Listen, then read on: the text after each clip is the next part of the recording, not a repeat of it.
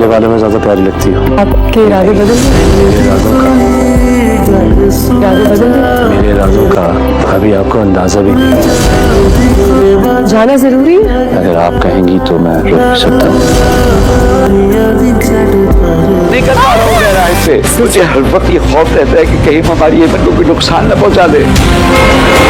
मुझे बताओ मेरे साथ सच्चा कौन है? सही कौन है? मेरा भरोसा ही तो नहीं कर पा रहा हूँ मैं राय सही से। कौन है? मेरा मुखलिस कौन है?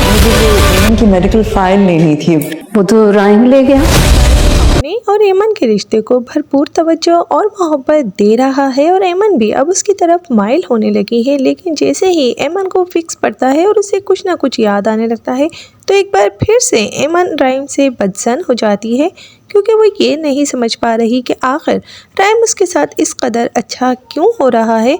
क्योंकि एमन अब भी दवाइयों के असर में है और उसे वो बात याद नहीं आ रही और राइम अपनी मोहब्बत से एमन को ठीक करने की कोशिश कर रहा है और अब वो ये बात को लेकर चल रहा है कि जैसे भी हुई है अब इस शादी को राइम को और एमन को निभाना है। और राइम को तो एमन पसंद भी आने लगी है, लेकिन एमन अब भी कश्मकश का शिकार है और एमन ही नहीं हफीज़ साहब भी राइम पर अब भी भरोसा नहीं कर पा रहे हैं। उन्हें अब भी राइम की तरफ से दिल में शकूक व शुबहात हैं कि कहीं राइम कुछ ऐसा ना कर दे जिससे उनकी फूल सी बेटी का कुछ ना कुछ गलत हो जाए। इधर मिसेस आफिया पहुंच जाती हैं एक बार फिर से एमन के घर, क्योंकि वो ये चाहती हैं कि एमन की दवाइयाँ और ज़्यादा बढ़ा दें, उसका डोज हैवी कर दें ताकि एमन को कुछ भी याद ना रहे। शहरोज़ के कहने पर मिसेस राइम दिन ब दिन गिरती ही जा रही हैं, लेकिन जब उन्हें ये पता चलता है कि राइम तो एमन की रिपोर्ट्स ले जा चुका है तब तो उनके पैरों तले से ज़मीन ही निकल जाती है, क्योंकि वो राइम को बहुत अच्छे तरीके से जानती हैं